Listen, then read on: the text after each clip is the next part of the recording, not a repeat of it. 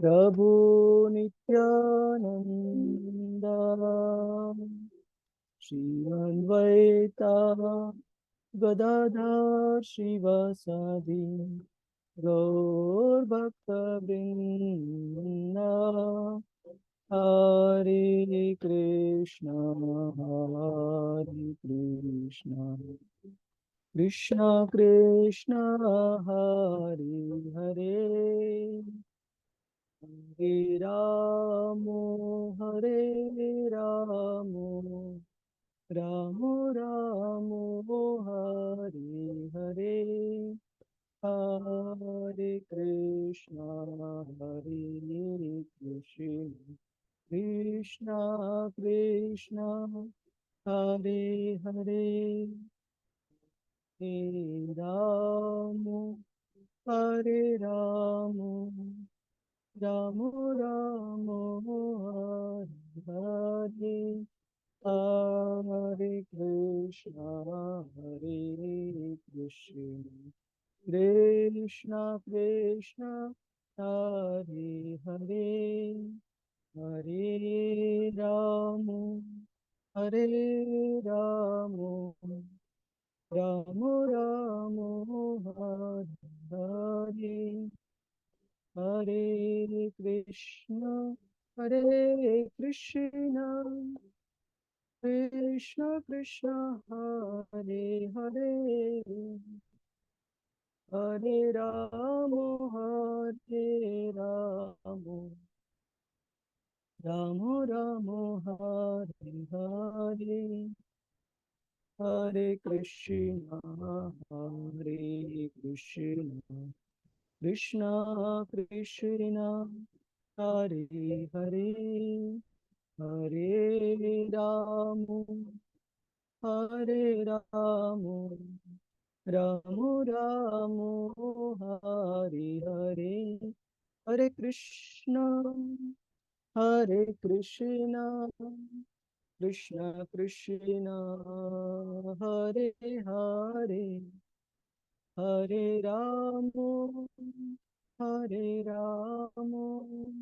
राम राम हरे हरे जयो राधा गोविंद श्री राधे जय जगन्नाथ जय बलदेव जय सुभद्रा जगन्नाथ स्वामी नयन पथगामी भवतु मे जय गौरानिताय गौरानिताय जय गौरानिताय जय प्रभुपाद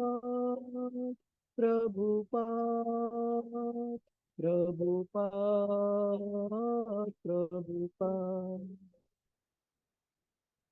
हरिनाम संकीर्तन की जय। श्रील प्रभुपाद की जय।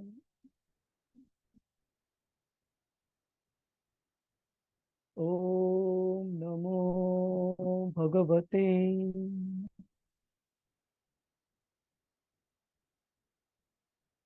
ओम नमो भगवते वासुदेवाय ओम नमो भगवते वासुदेवाय ओम नमो भगवते वासुदेवाय ओम अज्ञानतिमिरन्धस्य ज्ञानाञ्जनशलाकया चक्षुरुन्मिलितं येन तस्मै श्रीगुरवे नमः। श्रीचैतन्यमनोभीष्टं स्थापितं येन भूतले स्वयं रूपः कदा मह्यं ददाति स्वपदान्तिकं वन्देऽहं श्रीगुरो श्रीयुतापदकमलं श्रीगुरुं वैष्णवांश्च श्रीरूपं सागर जाता सहगना रघुनाथान्वितं तं सजीवं साद्वैतं सावधूतं परिजना सहितं कृष्ण चैतन्य देवं श्रीराधा कृष्ण पदान् सहगना ललिता श्री विशाखान्वितांश्च हे कृष्णा करुणा सिंधु दीनबंधु जगतपते गोपेश गोपिका कांत श्री राधा कांत नमोस्तुते तप्त कांचन गौरांगी श्री राधे वृंदावनेश्वरी वृषभानुसुते देवी प्रणमामि हरिप्रिये वाञ्छाकल्पतरुभ्यश्च कृपा सिन्धुभ्य एव च पतितानां पावनेभ्यो वैष्णवेभ्यो नमो नमः नमः ॐ विष्णुपदाय कृष्णपृष्ठाय भूतले श्रीमते भक्तिवेदान्त स्वामी इति नामिने नमस्ते सरस्वते देवी गौरवाणी प्रचारिणे निर्विशेष शून्यवादी पाश्चात्य देश तारिणे जय श्री कृष्ण चैतन्य प्रभु नित्यानंद श्री अद्वैत गदाधर श्रीवास आदि गौर भक्त वृंद हरे कृष्णा कृष्णा कृष्णा हरे हरे हरे राम राम राम हरे हरे हरे कृष्ण। तो आज के इस भक्ति शास्त्री सत्र में आपका स्वागत है आप सभी का। आज हम शुरू करने जा रहे हैं अध्याय क्रमांक 16 जिसमें दैवी और आसुरिक प्रकृति के बारे में भगवान कृष्ण बताते हैं।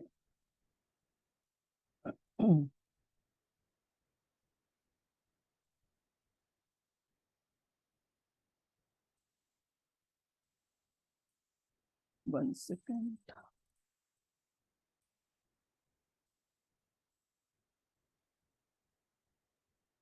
ठीक है, तो हम आज के अध्याय की चर्चा शुरू करने से पहले एक बार पिछले कक्षा का रिवीजन करते हैं, रिवाइज करते हैं। तो एकदम ऊपरी लेवल पर पिछली कक्षा में हमने कौन से मुद्दों पर चर्चा की थी? हमने कौन से वृक्ष की जो उपमा थी वो चर्चा की थी? अश्वत्थ वृक्ष, बरगद के पेड़ की उपमा हमने चर्चा की थी। और उस अश्वत्थ वृक्ष को किसके साथ उपमा की थी भगवान कृष्ण ने? भौतिक संसार के साथ। और हमने काफी विस्तार से देखा कि कैसे ये अश्वत्थ वृक्ष एक प्रतिबिंब है आध्यात्मिक जगत के वृक्ष का, जिससे कि जो भी शाखाएं हैं वो जनरली जमीन से ऊपरी तरफ वृक्ष की फैलती है, लेकिन इस भौतिक जगत में जो इस अश्वत्थ वृक्ष की प्रतिबिंब की शाखाएं है, जैसे प्रतिबिंब पानी में उल्टा दिखता है तो उसकी शाखाएं ऊपर से नीचे फैल रही है, और जो मूल है वो नीचे से ऊपर ब्रह्मलोक की तरफ फैल रहे हैं। और फिर हमने काफी सारे जो मुद्दे थे वो चर्चा की, उसके टहनियाँ कौन सी है, उसके जो पर्ण है वो कौन से है, उसके मूल कौन से है। और ये भी चर्चा की थी कि ये अश्वत्थ वृक्ष हमारी इस भौतिक संसार के साथ आसक्ति दर्शाता है, और अगर हमें इस भौतिक संसार से बाहर निकलना है तो विरक्ति की कुल्हाड़ी से इस अश्वत्थ वृक्ष को हमें तोड़ना पड़ेगा। मतलब भौतिक जगत से हमें एक्सट्रैक्ट, हमें इस भौतिक जगत से विरक्त निकलकर आध्यात्मिक जगत में जाने के लिए इस अश्वत्थ वृक्ष से हमें बाहर निकलना पड़ेगा। तो आज इसी श्रृंखला में आगे जो भगवद गीता के जो तीसरे यूनिट अध्याय क्रमांक 13 से लेकर अध्याय क्रमांक 18 की जो श्रृंखला है, जिसमें भगवान कृष्ण इन मुद्दों को आगे चर्चा करने जा रहे हैं कि इस भौतिक संसार से अपने आप को निकलना, how to extricate oneself from the jaws of material nature. हम भौतिक प्रकृति के नियमों द्वारा बद्ध अवस्था में इस भौतिक संसार से खुद को कैसे बाहर निकल पाए, ये भगवान कृष्ण हमें यहाँ पर बता रहे इस यूनिट 3 में। तो इसी श्रृंखला को आगे बताते हुए भगवान कृष्ण जो इस बरगद के, जो इस अश्वत्थ वृक्ष के अलग अलग जो फल है, जो उत्पन्न बद्ध जीवात्मा उपभोग करता है, वो फल कभी मीठे रहते हैं और कभी, श्रील प्रभुपाद जी बताते हैं कि जो मीठे फल है वो सत्वगुण के द्वारा जो उत्पन्न हुए जो अलग अलग गुण है वो दैवी संपदा के गुण है, और इस अश्वत्थ वृक्ष के अच्छे फल है। और जो बीटर, जो कड़ुए फल है, वो है निम्न जो गुण है, रजोगुण और तमोगुण, उनके द्वारा उत्पन्न हुए अलग अलग गुण है।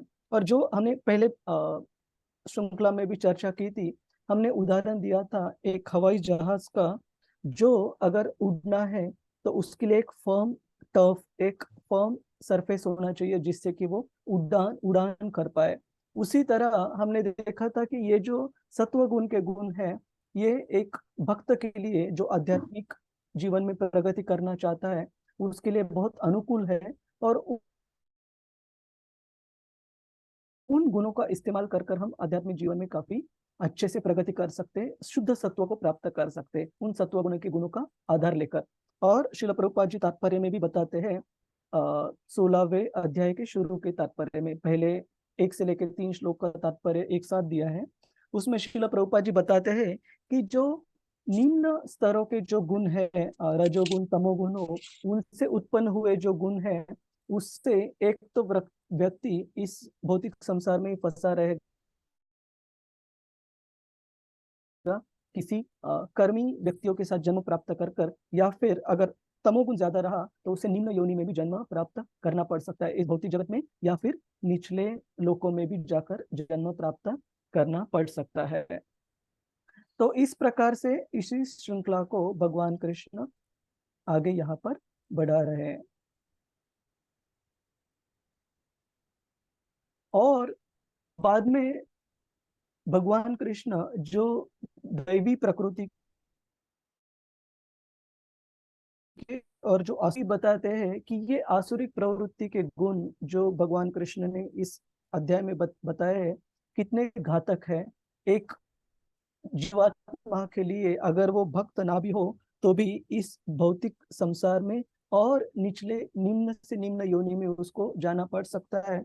और एक श्लोक तो भगवान कृष्ण बताते, 19वां श्लोक, तो हम रेगुलर चर्चा में भी उसमें जाएंगे, लेकिन शुरू में बस संक्षेप में इस अध्याय को बताने के लिए, उसमें 16.19 and 16.20, so let me open it on the screen here, 1 second। कोई पढ़ सकता है इनका अनुवाद, सिर्फ 16.19 and 16.20। हरे कृष्णा प्रभु जी। हरे कृष्णा शशि माता जी। यस माता जी, 19वां और 20वां श्लोक सिर्फ अनुवाद पढ़िए उनका। अच्छा, हरे कृष्णा। शिव प्रभुपाद की जय। शिव प्रभुपाद के द्वारा मूर्खता बस आत्म उत्पीड़न के लिए या अन्य को विनिष्ट करने या हानि पहुंचाने के लिए जो तपस्या की जाती है वह तामसी कहलाती है। नहीं नहीं, तात्पर्य नहीं माता जी। पढ़ना आप कौन से श्लोक का पढ़ रहे हैं माता जी? 19वें श्लोक का। 16वां अध्याय 19वां श्लोक। हरे कृष्णा। 19वां श्लोक, जो लोग ईर्ष्यालु तथा क्रूर है और नारी योनियों में भवसागर में डालता रहता है। हाँ, धन्यवाद। और 20वां श्लोक? 20वां श्लोक, हे कुंती पुत्र, ऐसे व्यक्ति आसुरी योनि में बारंबार जन्म ग्रहण करते हुए कभी भी मुझ तक पहुंच नहीं पाते। वे धीरे धीरे अत्यंत अधम गति को प्राप्त होते हैं। हरे कृष्ण। हरे कृष्ण, बहुत बहुत धन्यवाद। तो कभी हमें ये अगर इतना ही अनुवाद या इतना ही श्लोक किसी व्यक्ति को अगर हम दिखाते हैं तो किसी को भी ये गलत फहमी हो सकती है कि अरे भगवान कृष्ण यहाँ पर तो अभी थोड़ी देर पहले उन्होंने बताया था कि सब अपने अंशों के प्रति वो समान रूप से भाव रखते हैं, समान रूप से बर्ताव करते हैं। तो यहाँ तो वो क्या गुस्सा हो गए क्या भगवान, कि ऐसे लोग जो आसुरिक प्रवृत्ति के हैं, जो नराधम है, उनके लिए बोल रहे हैं कि निरंतर मतलब अनंत काल काल तक उन्हें अलग आसुरी योनियों में भगवान डालते, भव सागर में रखते हैं। तो इसका मतलब भगवान उन पर क्या गुस्सा हो रहे हैं या उनको भगवान त्याग कर रहे हैं? तो ऐसे बिल्कुल नहीं है, क्योंकि ऐसे अगर होता तो हम बाकी श्लोकों में, जैसे 15वें अध्याय में हमने चर्चा की थी कि किसी भी जीव के साथ भगवान हमेशा परमात्मा रूप में वास करते हैं। सर्वस्य चाहम हृदि सन्निविष्टो मत स्मृतिर्ज्ञानम अपोहनम च। भगवान कृष्ण कहे कि हर एक जीवात्मा में रूप में, तो ये भगवान किसी नराधम और क्रूर व्यक्तियों को हमेशा के लिए त्याग नहीं कर रहे, लेकिन जैसे कृपालु पिताजी रहते, अपना बेटा जो गलत रास्ते पर है उसको कौशन, उसको काफी बार चेतावनी देते हैं कि तुम गलत रास्ते पे जा रहे हो, और कभी डांट भी देते हैं कि तुमने अगर ऐसे किया तो मैं तुम्हें घर से निकाल दूंगा। लेकिन इसका मतलब ये नहीं कि वो हमेशा के लिए निकाल देते हैं। उनकी ये भावना रहती है कि अपना बेटा फिर से वो गलत मार्ग छोड़कर अच्छे मार्ग पर फिर से लौट जाए, ये पिताजी की भावना रहती है। उसी भाव में भगवान कृष्ण यहाँ पर डांट रहे हैं जो आसुरी प्रवृत्ति के लोग हैं उनको, लेकिन उनको त्याग नहीं करे, क्योंकि उनको त्याग करने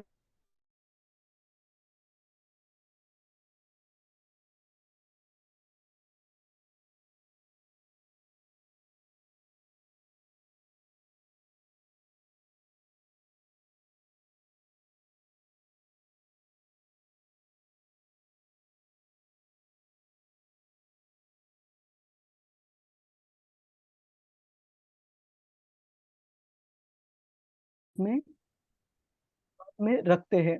इससे हमें पता चलता है कि भगवान कृष्ण कैसे सही में सुहृद सखा, सारे जीवात्माओं के सबसे जो नजदीक की जो मित्र है, सखा है, वो भगवान कृष्ण ही है ना। किसी का कोई प्रश्न है इस मुद्दे के ऊपर कि भगवान कृष्ण क्यों डांट रहे हैं आसुरिक प्रवृत्ति वाले लोगों को? और ये डांट नहीं है, ये एक कृपालु पिताजी की अपने बेटे के प्रति उनकी चिंता है, जिसकी वजह से ये डांट दे रहे हैं भगवान। और एक दूसरा महत्वपूर्ण मुद्दा है, हम देखते हैं कि इस अध्याय में भगवान जो अलग अलग दैवी गुण है और जो आसुरिक गुण है वो बताते हैं। और आसुरिक गुणों में 3 गुणों को भगवान कृष्ण ने विशेष रूप से उस पर प्रकाश डाला है। और वो गुण कौन से हैं? Lust, anger and greed. Lust, anger and greed, इनको हम हिंदी में क्या बोलते हैं, 3 गुणों को? काम, क्रोध, क्रोध, लोभ। काम, क्रोध और लोभ। काम, क्रोध क्रोध, लोभ। हाँ, बहुत बहुत धन्यवाद मादेश। काम, क्रोध और लोभ, जिसमें से कि एक गुण जो क्षत्रियों के लिए लड़ने के लिए जरूरी है इन जनरल, जो हम सामान्यतः समझते हैं, वो है क्रोध, है ना। बिना क्रोध के कोई कैसे लड़ सकता है? तो काफी बार लोगों की ये गलतफहमी रहती है कि भगवान कृष्ण अर्जुन को युद्ध करने के लिए राजी करने के लिए, युद्ध करने के लिए प्रेरित करने के लिए उनको भगवान कृष्ण ने भगवत गीता का संदेश दिया। लेकिन ऐसे बिल्कुल नहीं है। क्यों?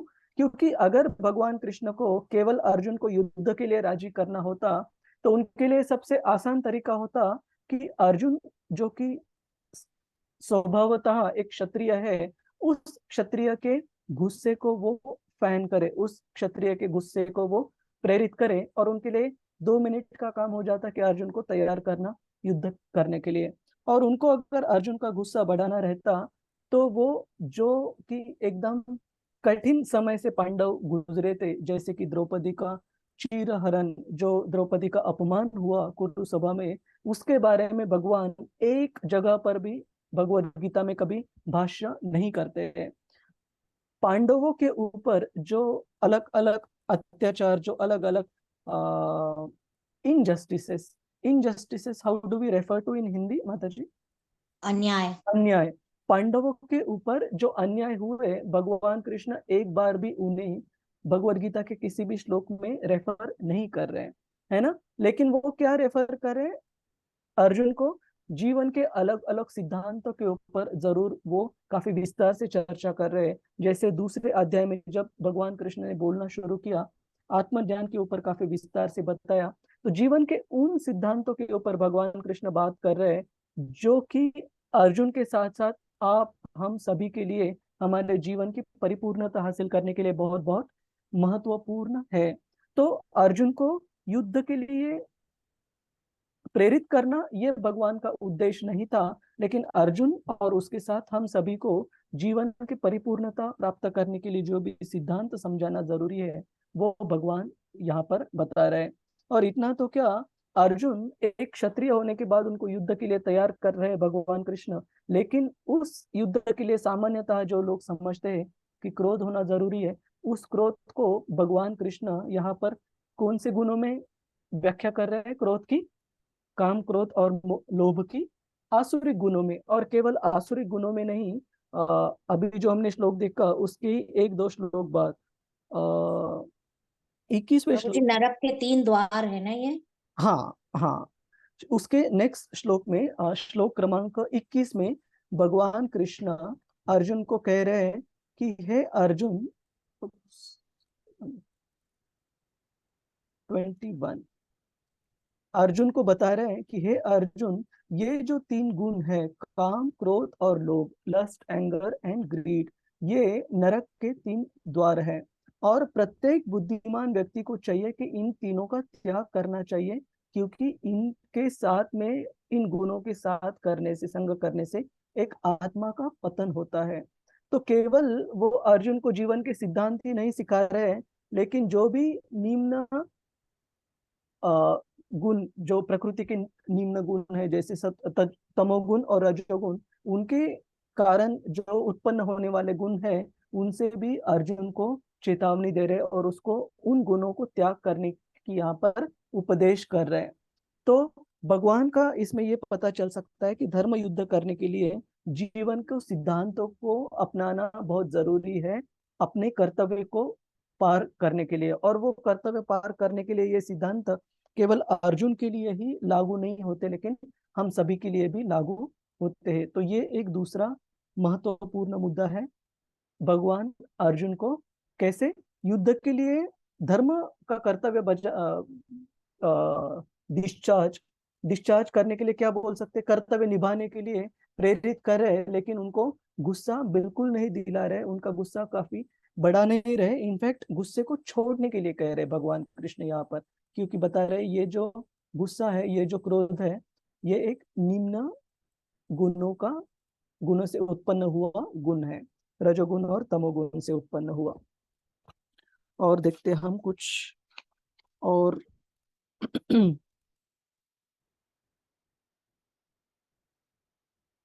और इसके विपरीत जब भगवान कृष्ण ये दैवी और आसुरिक गुण अर्जुन को सिखाते हैं, तब अर्जुन को ये मन में ख्याल उत्पन्न होता है कि मैं एक क्षत्रिय जन्म लिया हूं, मैंने एक क्षत्रिय कुल में जन्म प्राप्त किया हूं।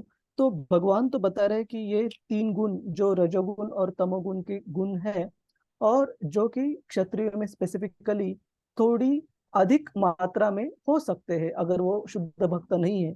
तो अर्जुन ये शायद चिंता ना करे कि मैं एक क्षत्रिय कुल में जन्म होने के बाद ये गुण शायद मुझे तो निम्न योनि में ना ढकेल दे। तो उसके लिए अर्जुन, सॉरी, भगवान कृष्ण इस अध्याय के शुरू में अर्जुन को अश्योरेंस दे रहे हैं उनको।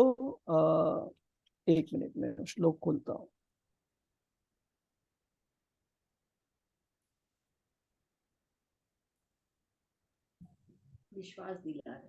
विश्वास दिला रहे हैं। एक वो श्लोक का है जहाँ की भगवान कृष्ण उनको बताते हैं कि तुम चिंता, सारे दैवी गुणों से भरे हो और ये आसुरी गुण तुम्हें नहीं है, तो तुम्हें चिंता करने की जरूरत नहीं है कि शायद ये गुण तुम्हें नरक की ओर तो नहीं ले जाएंगे। वो एक श्लोक आता है, हम देखेंगे अपनी चर्चा में आगे चलते हुए। तो ये दो तीन मुद्दे यहाँ पर समझने बहुत जरूरी है कि भगवान किस पर्टिकुलर कॉन्टेक्स्ट में इस अध्याय के श्लोक यहाँ पर बता रहे हैं, ये उपदेश अर्जुन को बता रहे हैं। किसी का कोई संदेह, कोई टीका टिप्पणी या प्रश्न है इन मुद्दों के ऊपर?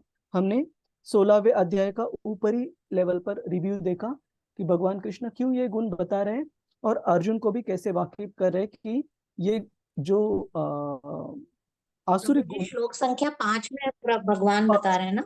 5 में, हाँ माता जी, 1 मिनट देखने दीजिए मुझे। 16.5, दिव्य गुण मोक्ष के लिए हाँ अनुकूल हैं। हाँ करेक्ट। तो यहाँ पर भगवान कृष्ण बता रहे हैं अर्जुन को, do not worry O son of Pandu, for you are born with the divine qualities. कि हे अर्जुन, तुम चिंता मत करो कि ये जो मैंने आसुरी गुण बताए हैं जो कि पतन का कारण बनते हैं, ये भगवान ने चौथे श्लोक में बताया था।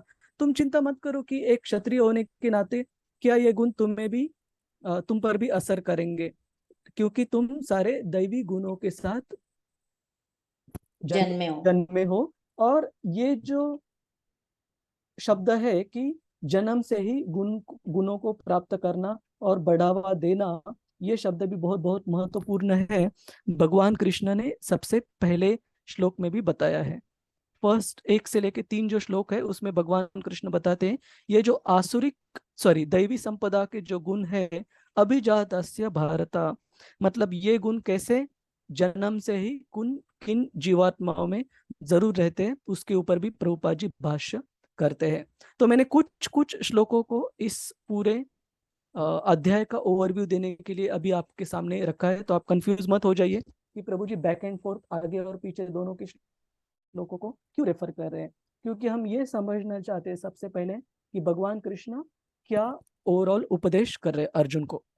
ठीक है, 16वें अध्याय में कुछ किसी का कोई संदेह है, कोई प्रश्न है? नहीं तो हम, प्रभु जी हरे कृष्ण। यस माता जी, हरे कृष्ण। प्रभु जी हमने जो मुझे चैप्टर अध्याय याद नहीं आ रहा है, पर हमने पढ़ा था ना कि जैसे क्रोध और लोभ हम अगर भगवान के लिए प्रयोग करें तो फिर वो नरक के द्वार न बन के हमारे लिए अच्छे प्रतीत होते हैं। जैसे हनुमान जी ने अपने क्रोध को भगवान श्री राम की सेवा में लगाया तो लंका को भले ही उन्होंने विध्वंस किया, परंतु वो फिर भी सही माना जाता है।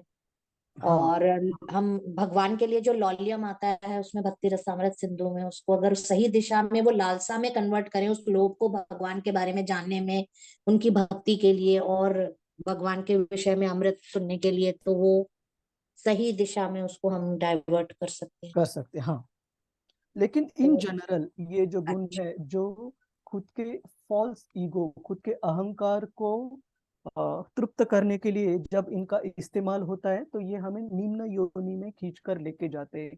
तो सामान्यतः ये गुण जो है इनसे काफी बचकर रहना चाहिए भक्तों को भी। और आपने जो अभी रेफरेंसेस दिए उसके तात्पर्य में भी शिला प्रभुपाद जी बताते हैं कि भक्तों को कैसे काफी सावधान रहना चाहिए इनको भगवान की भक्ति में इस्तेमाल करने के लिए। डिस्क्रिशन, डिस्क्रिशन को हम क्या बोलते हैं हिंदी में?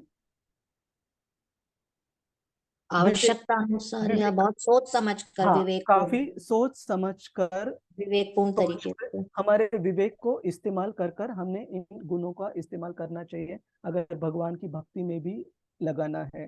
क्योंकि ये गुण हमें निम्न गुणों में, जो प्रकृति के गुण है, जी, तमोगुण और रजोगुण में नीचे खींचने में ये काम करते हैं, सक्षम। जी सक्षम है। तो काफी हमें सावधान रहना चाहिए। ठीक है माता जी, जी प्रभु जी, धन्यवाद प्रभु जी, हरे कृष्ण। हरे कृष्ण। तो हम अभी शुरू करते हैं चर्चा को। बाकी भक्तों का कोई सवाल? करिश्मा माता जी, हरे कृष्ण। हरे कृष्ण प्रभु जी, दंडवत प्रणाम। दंडवत प्रणाम। प्रभु जी, जो काम है इसको थोड़ा, उसको हम कैसे समझेंगे? क्या ये सिर्फ गलत उसमें होता है या फिर देखिए, और कैसे काम जी मतलब केवल उसका जो रेफरेंस है वो केवल अपोजिट जेंडर के लिए नहीं है, दूसरे पुरुष को स्त्री या स्त्री के पुरुष के लिए नहीं बना है। काम मतलब ये नेक्टर ऑफ डिवोशन, भक्ति रसामृत सिंधु में काफी विस्तार से इस पर चर्चा हुई है कि किसी भी भौतिक उपभोग की चीज को हमारा जो भी कोटा दिया है, हमारा जो भी भगवान ने मात्रा दी है, उससे ज्यादा भोग की अभिलाषा करना ये काम दर्शाता है। श्री चैतन्य चरितामृत में भी एक सामान्य व्याख्या आती है कि भगवान कृष्ण के लिए उनके इंद्रियों को सुख प्रदान करने के लिए जो कार्य है वो प्रेम कहलाते हैं, और हमारे इंद्रिय सुख के लिए, हमारे इंद्रिय भोग के लिए जो भी हम कार्य करते हैं वो काम कहलाते हैं। तो कोई भी इंद्रिय तृप्ति की इच्छा, चाहे वो अपोजिट जेंडर से हो या दूसरे किसी भी तरीके से, जैसे कुछ कुछ काम का उदाहरण देते हैं श्रील भक्ति सिद्धांत सरस्वती ठाकुर, पूजा लाभ प्रतिष्ठा शुक्र एरा विष्टा। तो इसमें तो बाहर के किसी भौतिक चीज के लिए भी काम की वासना नहीं कर रहा है व्यक्ति, लेकिन खुद के लिए पूजा लाभ और प्रतिष्ठा, खुद के लिए मान सम्मान प्राप्त करने की इच्छा अगर वो रख रहा है तो वो भी एक प्रकार का काम ही हुआ। तो बेसिकली हमारे खुद के इंद्रियों को भोग प्राप्त करवाना, सुख प्राप्त करवाना, ये काम है। ठीक है करिश्मा माता जी? जी प्रभु जी, थैंक यू प्रभु जी। और इसके लिए भगवान कृष्ण भगवत गीता में उदाहरण देते हैं, काम कितना भयानक है, ये इच्छा, इसके लिए भगवान कृष्ण उदाहरण देते हैं एक अजगर की, एक पाइथन की, कि उसमें भक्तों से मैंने ये उदाहरण के बारे में सुना है कि एक प्राणी, खूंखार जानवर जैसे शेर है, वो कभी किसी भक्ष्य को खाता है तो कम से कम उनकी हड्डियां वगैरह छोड़ देता है, त्याग कर देता है, उसको नहीं लेता। लेकिन एक जब अजगर किसी अपने भक्ष्य को आ, खाता है, तब वो एक छोटा कण भी, एक तिनका भी उसके शरीर का नहीं छोड़ता, पूरा निगल लेता है ना, पूरे इसको नष्ट कर देता है। उसी तरह बाकी जो आसुरिक गुण है, बाकी जो अनर्थ है हमारे हृदय में, काम को छोड़ के, जैसे क्रोध, लोभ, मोह, मत्सर, वो हमें एटलीस्ट थोड़ा तो पीछे छोड़ देंगे, लेकिन जो काम है वो पूरी तरह से हमारी जो बुद्धि है उसे ढक लेता है। तो ये भी एक कारण है कि भक्तों ने काफी काफी विशेष रूप से इसको, हाँ, भगवान कृष्ण जो शब्द इस्तेमाल करते हैं इसके लिए, महाअश्नि, महाअश्नि, अश्नि मतलब अजगर, ग्रेट पाइथन। सो काम को भगवान कृष्ण ने उपमा दी है एक अजगर की। ठीक है करिश्मा माता जी? जी प्रभु जी। हरे कृष्ण। किसी का और कोई प्रश्न है? रजनी माता जी, हरे कृष्ण। हरे कृष्णा प्रभु जी, दंडवत प्रणाम। प्रभु जी, मुझे ना लोभ के बारे में जानना था एक्चुअली। जैसे कि जानवर जो भी रहते हैं वो कभी भी कोई भी संचय यानी जमा करके नहीं रखते, उनको जब भी जो मिलता है वो खाते हैं, या उनके खाने के वक्त कोई भी आता है तो वो उसके लिए लड़ते हैं, पर कभी भी कुछ भी जमा नहीं करते। पर जीव उसको हर चीज जमा करके रखता है, तो वही लोभ है क्या प्रभु जी?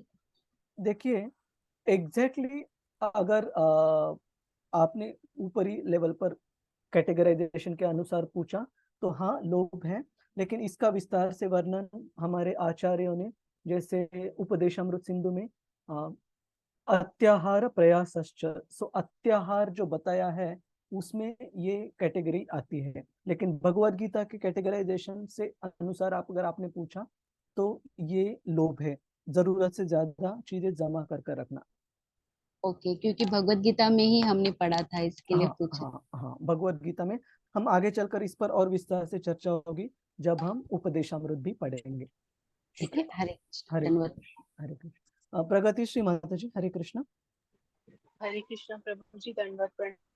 प्रभु धन्यवाद। जी, ऐसे कैसे, मतलब एक क्या लिमिट रहती है कि वो लोभ में आ जाती है, या अटैचमेंट, मतलब या काम में भी बोल सकते हैं उसको, कि एक जीवन काल जो है नॉर्मली अक्यूमुलेट करते हैं अपने लिए या अपने वंश के लिए या बच्चों के लिए, तो वो क्या वो सीमा रहती है कि वो लोभ में आ गई?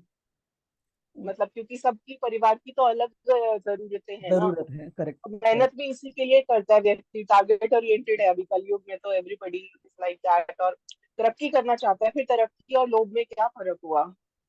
फर्क ये है कि एक तरक्की के लिए एक व्यक्ति एक नियमित मात्रा में अपना जो जो भी एफर्ट है, जो भी उसके प्रयत्न परिश्रम है, उसको डालता है किसी चीज को प्राप्त करने के लिए, और उसके साथ साथ आध्यात्मिक जीवन के लिए भी हम उतने प्रयत्न या उससे ज्यादा भी डालते हैं आध्यात्मिक जीवन में प्रगति करने के लिए।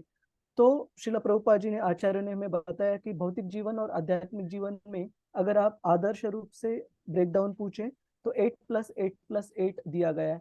8 घंटा अपने पूरे शारीरिक जरूरतों को पूर्ण करने के लिए, 8 घंटा हमारे जीवन में अर्थ प्राप्त करने के लिए, हमारे जीवन को चलाने के लिए गृहस्थों को, और 8 घंटा भगवान कृष्ण के लिए, जो कि हम प्रोग्राम में भी बोल सकते हैं, मॉर्निंग प्रोग्राम में भी बोल सकते हैं, साधना सर्विस, हमारे सेवा के लिए और साधना के लिए भी बताया गया है। ये आदर्श है।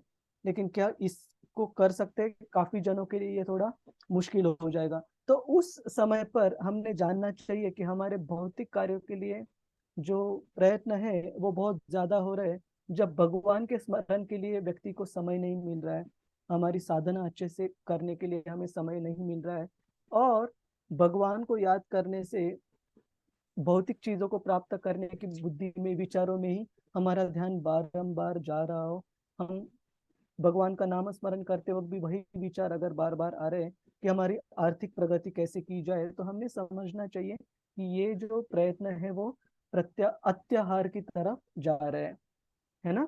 जब तक भगवान की जी सेवा हम अच्छे से कर रहे हो, तो अमीर बनना या भौतिक हमारे कार्य में यशस्वी होना, ये आध्यात्मिक जीवन के लिए बिल्कुल डिस्क्वालिफिकेशन नहीं है, जब तक हम भगवान की सेवा में भी अच्छे से अपना समय दे पा रहे हो और उनके स्मरण भी अच्छे से कर पा रहे हो। अगर वो करने में बाधा आ रही है भौतिक प्रगति की वजह से, तो हमने समझना चाहिए कि बैलेंस हट रहा है। ठीक है। जी थैंक यू। हाँ जी हरे कृष्ण।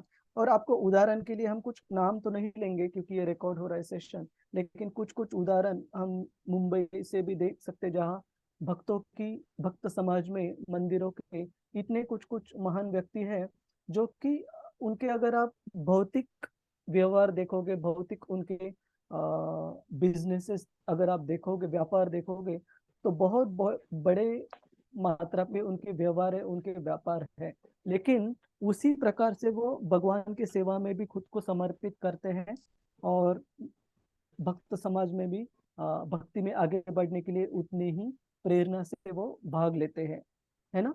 जी। तो आगे बढ़ने में प्रभु जी दिक्कत क्या नहीं। ऐसा हाँ हाँ। प्रभु जी क्या ऐसा है कि जैसे जो भी हम अर्थ कमाते हैं कुछ भी इसका दशांश हमको भगवान की सेवा के लिए रखना चाहिए वैसा? देखिए, अर्थ का कुछ हिस्सा, हमारे जो फ्रूटिव रिजल्ट्स है उसका कुछ हिस्सा भगवान की सेवा के लिए देना तो एक एक एस्पेक्ट हो गया, लेकिन केवल उसी से आपका काम परिपूर्ण नहीं हो जाएगा। भगवान को आपसे पैसे से ज्यादा लगाव नहीं है, उनको लगाव है आप अपना हृदय भगवान के लिए कितना दे पा रहे हो, भगवान के सेवा में कितने अच्छे से खुद को लगा रहे हो, वो ज्यादा महत्वपूर्ण है। क्योंकि केवल अगर पैसे का ही सवाल रहता तो जो करोड़पति उनके लिए तो अच्छा भक्त बनना बहुत इजी होता कि ये ले लो चेक, जी जी इस साल का भक्ति हो गया करेक्ट। और मेरा काम हो गया। लेकिन वो इतना स्ट्रेट फॉरवर्ड नहीं है। भगवान देखते ये नहीं है कि आपने क्या दिया है, भगवान ये देखते कि आपने क्या बचा के रखा है आपके साथ, है ना। तो उनको जी हमारे हृदय की भावना ज्यादा लगाव है किसी अर्थ से। जी थैंक यू। हरे कृष्णा। हरे कृष्ण।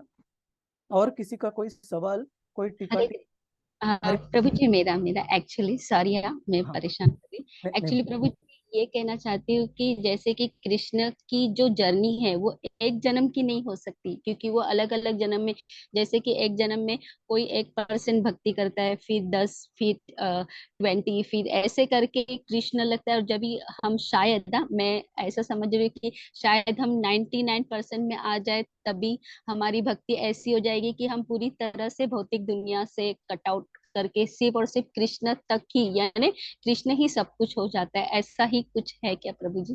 देखिए, हमारे जो आचार्य होके गए हैं, स्पेसिफिकली शिला प्रभुपाद जी और उनके गुरु महाराज शिला भक्ति सिद्धांत सरस्वती ठाकुर, शिला प्रभुपाद जी ने स्पेसिफिकली कहा है, और एक से मोर देन वन ओकेजन, एक समय नहीं काफी बार उनसे ये वाक्य निकला है कि अगर हम हमारे भक्ति में गंभीरता से और प्रामाणिकता से भक्ति के तत्वों का पालन करेंगे, प्रभुपाद जी बताते एक जीवन काल में, केवल एक जीवन काल में हम शून्य से शुरू कर कर 100 भी प्राप्त कर सकते हैं।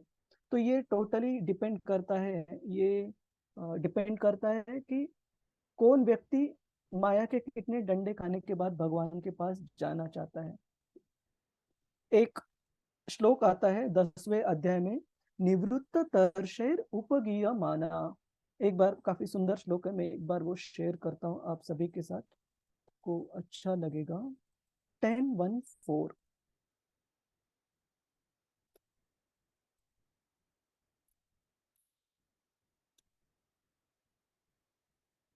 हाँ, निवृत्ततर्षैर उपगीयमानात् भवौषधश्रोत्रमनोभिरामात् क उत्तमश्लोकगुणानुवादात् पुमान् विरज्येत विना पशुघ्ना।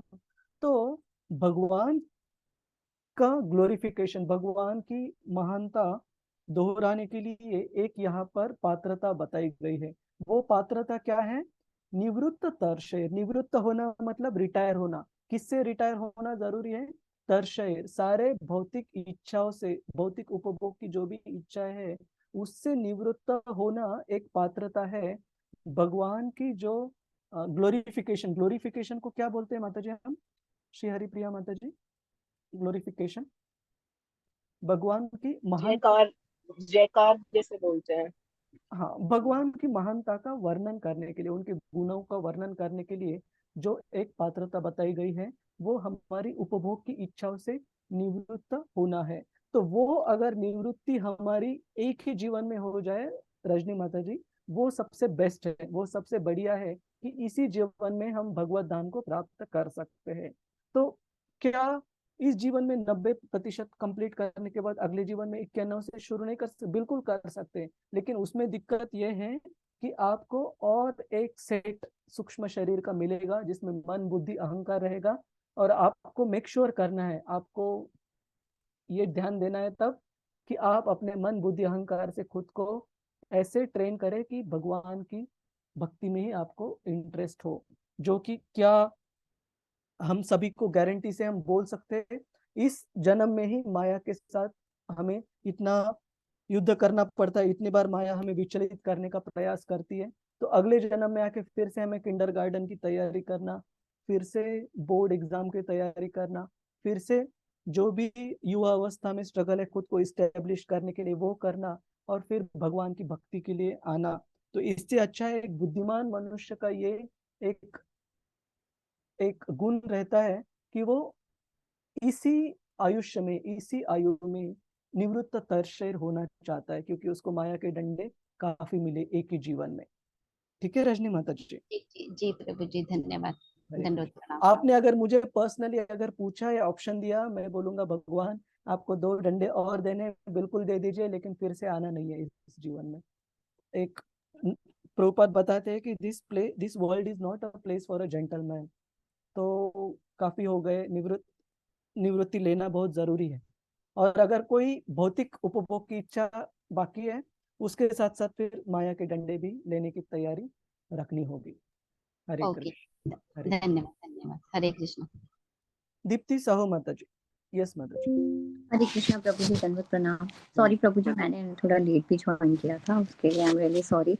प्रभु जी, मेरा क्वेश्चन ये है कि जैसा आपने बताया कि हम यही चाहते हैं अगर हम, लेकिन प्रभु जी बस मैं ये समझना चाह रही थी कि गृहस्थ जीवन में है जैसे हम, और प्रभु जी हमारे साथ ये होता है कि हमारा इंक्लिनेशन आध्यात्मिक या भगवान की तरफ बहुत, मतलब आप समझ लीजिए अब हम इस तरफ हैं, इंक्लाइंड हो गए हैं। तो हमने नोटिस किया है कि हमारे लोगों के साथ इंटरेक्शन में बहुत मतभेद होता है प्रभु जी, मतलब हमारा मन नहीं करता जैसे हम मटेरियली इतना ज्यादा लोगों के साथ घुले मिले, हमें आध्यात्मिक रहना पसंद आता है। और तो प्रभु जी इससे क्या होता है कि हमें दिखता है कि हम सही कर रहे हैं अपनी लाइफ में, हम सही जा रहे हैं क्योंकि हम भगवान को सेंटर में रखते हुए कार्य कर रहे हैं, हमारी सारी गतिविधियां उस प्रकार की होती हैं।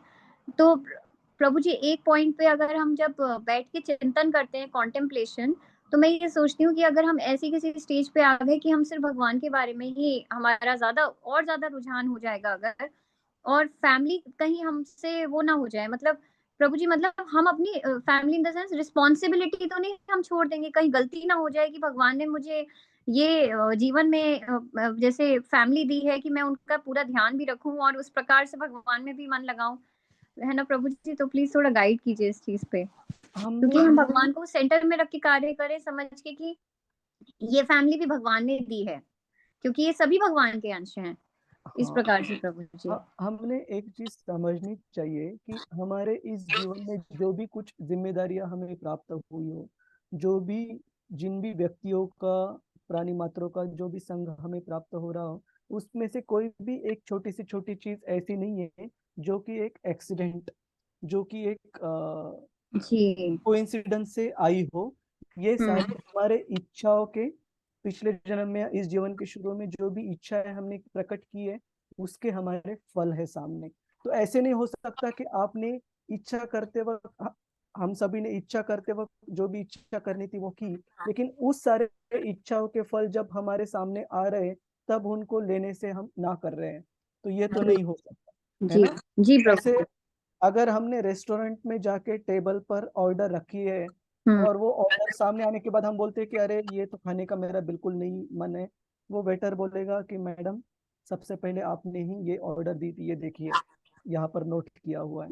तो इसलिए अभी हमारे सामने जो उपाय है कि जो भी जिम्मेदारी आई है, जो भी उसमें से कुछ कठिन भी लगती है, उसको हमें जस्टिस करना जरूरी है, न्याय देना जरूरी है। एक मैच्योर, एक मैच्योर जी। को हम क्या बोलते हैं, परिपक्व। परिपक्व, हमारे भक्ति में परिपक्व होकर। तो जैसे आपने करेक्टली अभी बताया कि हमारे जीवन में जो भी व्यक्ति भी, हमारे परिवार के सदस्य भी जो साथ में आए हैं, स्पाउस हो, मतलब पति या पत्नी, या फिर बच्चे हो, माता पिता हो, या बाकी जो भी संबंधी हो, वो हमारे एक प्रकार के पहले कर्म और हमारी इच्छाओं के से ही सामने आए हैं। तो जरूर हम हमारी जिम्मेदारियां पूर्ण करनी चाहिए, क्योंकि अगर वो हमें अच्छी लगती है, नहीं अच्छी लगती है, वही परिपूर्ण करने से हमारी शुद्धिकरण हो जाएगा। और जब तक जी। वो शुद्धिकरण नहीं हो जाएगा, तब तक हम इस भौतिक जगत से निकल नहीं सकते। ठीक है, ऐसे नहीं कि आपने अपनी जो ऑर्डर है अभी ना बोलेंगे आप, तो आपको बिल से छुटकारा मिलेगा, बिल तो आपको भरना ही पड़ेगा, है जी ना। सही बात। तो, जी प्रभु, तो, बहुत तो अच्छे से समझ आया। तो जी। इसलिए हम हमारे जिम्मेदारियों को स्वीकार करें, शुद्धिकरण को स्वीकार करें, और भक्ति उसके साथ साथ करने का प्रयास करें। और हम देखते भगवत गीता में, देखिए अर्जुन के लिए भगवान कृष्ण, एक किसी श्लोक को दिखाइए जहां भगवान कृष्ण उन्हें बोल रहे हैं कि तुम्हारे क्षत्रिय धर्म के पालन में ये तुम्हारी जो जिम्मेदारियां हैं वो बाधा है, इसे छोड़ दो कर। बिल्कुल नहीं। और इनफैक्ट इससे उल्टा बता रहे हैं, जब अर्जुन जिम्मेदारियां छोड़ने की बात कर रहे, भगवान कृष्ण उन्हें ना बोल रहे बारंबार, है ना। तो जी जी प्रभु जी। उससे हमारे भौतिक, सॉरी, आध्यात्मिक जगत में विकास नहीं होगा। हम we will be going backwards, अगर हम वो जिम्मेदारियां त्याग कर दें। जी तो करेक्ट प्रभु जी। तो हरे प्रभु जी हमारे को, हमें इस प्रकार से करना है कि हमारे मन में कोई इच्छाएं ना रहे, जैसे अभी आपने बताया ये हमारी इच्छा है, इसलिए हमारे सब कनेक्शंस हैं, और ये तो हमारी है रिस्पॉन्सिबिलिटी, ड्यूटी है, तो हमें तो अपनी पूरी करनी है। लेकिन आगे ये स्टॉप हो, फुल स्टॉप के लिए मन में कोई इच्छा नहीं रखनी है, मतलब बिना आसक्ति के कार्य करना है। देखिए, फुल स्टॉप रखना ये एक मायावादी कंसेप्शन है, ये एक वैष्णव। ओके। तो हम ओके। कभी इच्छाओं को स्टॉप नहीं कर सकते, फुल स्टॉप नहीं दे सकते। हमारी जी। हमारी इच्छाओं को भगवान के सेवा के प्रति मोड़ना है ना, उनकी सेवा की इच्छाएं रखनी है। और वो इच्छाएं बढ़ेंगे तो अपने आप जो भौतिक इच्छाएं हैं वो कम होती जाएंगी। ठीक है, लेकिन करेक्ट प्रभु फुल जी। जी। स्टॉप ये एक मायावादी कंसेप्शन है, हाँ तो जी, हाँ जी। जी। भक्त नहीं नहीं करें। प्रभु जी, मेरा मतलब था कि भौतिक इच्छाएं नहीं रखनी है, हाँ पर मैं समझ गई आपकी बात। जी, भगवान की तरफ ही हम मोड़ते हैं एक्चुअली, समझी मैं। जी। हाँ। थैंक यू सो मच प्रभु जी। हरे कृष्णा हरे दंडवत प्रणाम। कृष्ण, हरे कृष्णा। तो हमारे इस 16वें अध्याय के ओवरव्यू में थोड़ा समय निकल गया, लेकिन ये बहुत महत्वपूर्ण है इस कॉन्टेक्स्ट को समझना, कि भगवान अर्जुन को जो भी बता रहे हैं इस अध्याय में, वो क्यों बता रहे हैं। ठीक है, क्योंकि वो अर्जुन की मदद करना चाहते हैं, जीवन को परिपूर्ण करने के सिद्धांतों का ज्ञान बताकर। उन्हें अर्जुन को उकसाना नहीं है युद्ध के लिए।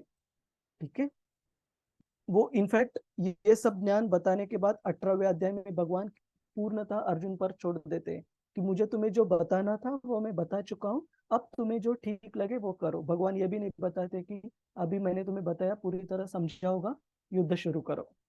ठीक है, हरे कृष्णा। तो हम इस अध्याय में जो दैवी गुण है, राक्षसी गुण है, उनके बारे में, उनकी सूची भगवान कृष्ण देते हैं, वो देखेंगे।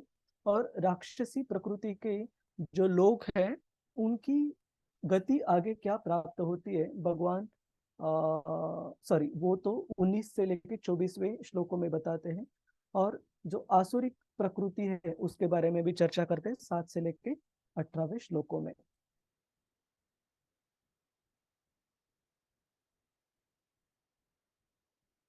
हाँ, तो हम इस शिला प्रभुपाद जी के तात्पर्य के साथ शुरू करते हैं। तो हमने इस पर चर्चा पहले की थी कि शिला प्रभुपाद जी की जो लिखने की जो स्टाइल है वो हमने समझना चाहिए। किसी भी अध्याय के पहले श्लोक के तात्पर्य में वो एक समरी देते हैं कि पिछले अध्याय में और इस अध्याय में कनेक्शन क्या है, ये बताते हैं। और इस अध्याय में जो आने वाली चीजें उनका ओवरव्यू देते हैं शिला प्रभुपाद जी पहले श्लोक के तात्पर्य में। और जो भी अंतिम श्लोक रहता है किसी भी अध्याय का, उसके तात्पर्य में समरी देते हैं। इस श्लोक में हमने अभी तक क्या क्या देखा उसका ऊपरी लेवल पर सारांश शिला प्रभुपाद जी देते हैं। तो उसी की तरह ये पहले श्लोक के तात्पर्य से ये पैराग्राफ लिया हुआ है। तो कोई पढ़ना चाहेगा, स्पेसिफिकली वो भक्त जिन्होंने अभी कुछ ज्यादा बात नहीं की हो। हरे कृष्णा। पूनम बिंदल माता जी, हरे कृष्णा। हरे कृष्णा प्रभु जी, धन्यवाद। अध्याय 14, 15 और 16 के बीच का लिंक। 15वें अध्याय के आरंभ में इस भौतिक संसार के बरगद के वृक्ष की व्याख्या की गई थी। इससे निकलने वाली अतिरिक्त जड़ों की तुलना जीवों की गतिविधियों से की गई। कुछ शुभ कुछ अशुभ भलाई की विधा में गतिविधियों को मुक्ति के मार्ग पर प्रगति के लिए शुभ माना जाता है, और ऐसी गतिविधियों को प्रकृति द्वारा दिव्य प्राकृति के रूप में जाना जाता है। जो पारलौकिक स्वभाव में स्थित होते हैं वे मुक्ति के मार्ग पर प्रगति करते हैं। जो लोग जुनून और अज्ञानता के तरीकों में कार्य कर रहे हैं, दूसरी ओर मुक्ति की कोई संभावना नहीं है। या तो उन्हें मनुष्य के रूप में इस भौतिक दुनिया में रहना होगा, या वे जानवरों की प्रजातियों या यहाँ तक कि निचले जीवन रूपों के बीच उतरेंगे। इस 16वें अध्याय में प्रभु दिव्य प्रकृति और उसके परिचर गुणों की राक्षसी प्रवृत्ति और इसके गुणों दोनों की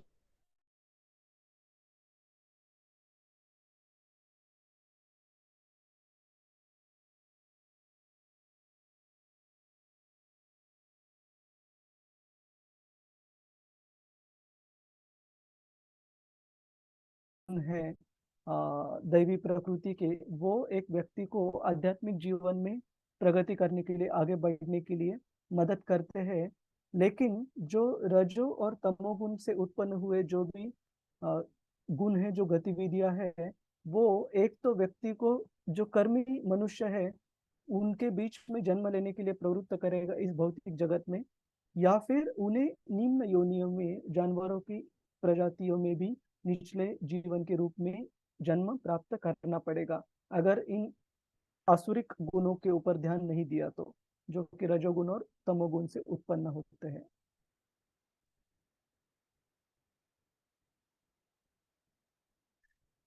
तो हमने 14वें अध्याय में, जो 13वें और 14वें अध्याय में प्रकृति के 3 गुणों के बारे में देखा।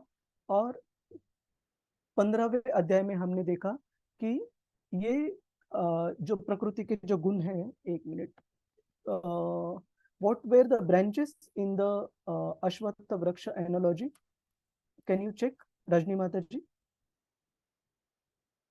क्या वो ऊंची जो बताए गए हैं, एक बार देखिए, जो लास्ट बार हमने चर्चा की थी। और उन ऊपरी शाखाओं से जो गुण है, वो जो दैवी गुण निकल के आते हैं वो बताए गए हैं, और नीची शाखाओं से जो गुण निकल कर आते हैं, जो आसुरिक गुण बताए गए हैं। हरे कृष्ण। तो अभी हम श्लोक बढ़ते हैं। कोई मुझे एक बार पिछले स्लाइड्स देखकर बताइएगा कि शाखाओं को क्या दर्शाया गया है। शाखाओं प्रभु जी ऊपरी और नीचे योनि है ना? हाँ, उच्च योनि और निम्न योनि, यही बताया गया है ना? हाँ, यही बताया गया है। ठीक और है। शाखाओं के लिए सिर यानी इंद्रिया है, और टहनिया यानी इंद्रिय विषय है। Okay okay, thank you. और सहायक जड़े यानी राग द्वेष वो सकाम कर्म है ना, वही है। ठीक है माता जी, धन्यवाद। तो हम अभी इस श्लोक को पढ़ते हैं।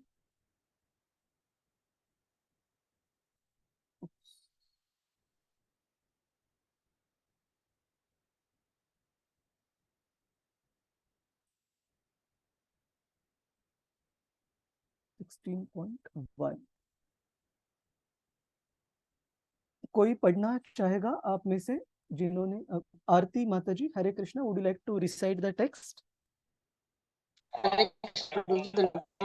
जी प्रभु जी। हाँ हाँ माता जी। श्री भगवान उवाच। श्री भगवान उवाच। अभयं सत्त्वसंशुद्धिर्ज्ञान योग व्यवस्थिति दानं दमश्च यज्ञश्च स्वाध्यायस्तप आर्जवम् अहिंसा सत्यं क्रोधस्त्यागः शान्तिर्पैशुनं दया भूतेष्वलोलुप्त्वं मार्दवम् ह्रीरिप्चापलं तेजः क्षमा धृतिर्शौचम् अद्रोहो नातिमानितः भवन्ति सम्पदं दैवीम् अभिजातस्य भारत। हाँ भगवान ने कहा, हम्म, हे हाँ भरतपुत्र, निर्भयता, आत्म शुद्धि, सात्विक ज्ञान का अनुशीलन, दान, आत्मसंयम, यज्ञ परायणता, वेदाध्ययन, तपस्या, सरलता, अहिंसा, सत्यता, क्रोध विहीनता, त्याग, शांति, छिद्रान्वेषण में अरुचि, समस्त जीवों पर करुणा, लोभ विहीनता, भद्रता, लज्जा, संकल्प, तेज, क्षमा, धैर्य, पवित्रता, ईर्ष्या तथा सम्मान की अभिलाषा से मुक्ति, ये सारे दिव्य गुण हैं जो दैवी प्रकृति से संपन्न देवतुल्य पुरुषों में पाए जाते हैं। हरे कृष्ण प्रभु। हरे कृष्ण, धन्यवाद। तो यहाँ पर भगवान कृष्ण कह रहे हैं, भवंती संपदम दैवीम। ये सारे गुण जो बताए गए हैं ये दैवी प्रकृति के गुण हैं, जो कि अभिजातस्य भारत, अभिजातस्य का एक विशेष महत्व श्रील प्रभुपाद जी तात्पर्य में बताते हैं। अभिजातस्य मतलब जन्म से ही, स्वभाव से ही, उत्पन्नता से ही, मतलब शुरू से ही ये गुण एक दैवी प्रवृत्ति के व्यक्ति में पाए जाते हैं।